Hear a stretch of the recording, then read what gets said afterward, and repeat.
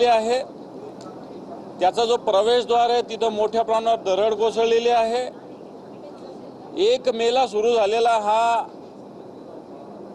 Connecting missing link 1 मे म्हणजे आज बघा तुम्ही किती झालं, मे महिना पूर्ण गेला, जून पूर्ण गेला, जुलैचा आता एक 6-7 दिवस झालेले समजा, म्हणजे 65-66 दिवस या मिसिंग लिंकला झालेली। थोडक्यात सांगायचं तर अटल सेतूची ती स्थिती, सागरी मार्गाची ती स्थिती आणि सगळ्यात महत्त्वाचं या मिसिंग लिंकची स्थिती खऱ्या अर्थानं राज्याच्या सरकारचे वाभाडे या पावसाने बाहेर काढलेले आहे। सरकार काही मखलाशी करेल, आता काही गोलमोल उत्तरं देतील, परंतु मला असं वाटतं जनतेशी जीवाशी हा खेळ आहे आणि भ्रष्टाचाराला आणि गुत्तेदाराला पोचणारा हा खेळ महाराष्ट्राचं सरकार करते स्पष्ट आहे।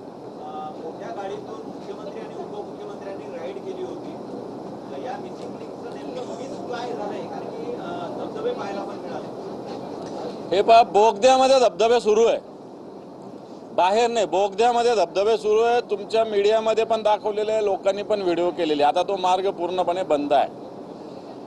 मला असं वाटतं अशी शोबाजी करण्याचा एक प्रघात माननीय मुख्यमंत्र्यांनी सुरू केला। नुसतं शोबाजी, गोलमोल बोलायचं, गोड गोड बोलायचं, प्रत्यक्षात काही नसतं।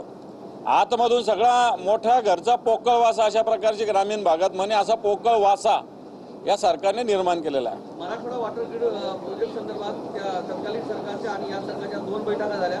4,500 कोटीची तरतूद करण्यात आली, मात्र त्याच्यावर काम पूर्णत्वास नाही गेलं, सुरूही नाही झालं। हे पहा, 4,500ची तरतूद कोणी केली? एस्टिमेट बनवणं म्हणजे काय तरतूद होणं आहे का? अजून याचा 1 इंचही काम पुढे ढकललेलं नाही। एवढ्या मोठ्या प्रकल्पाचा सगळ्या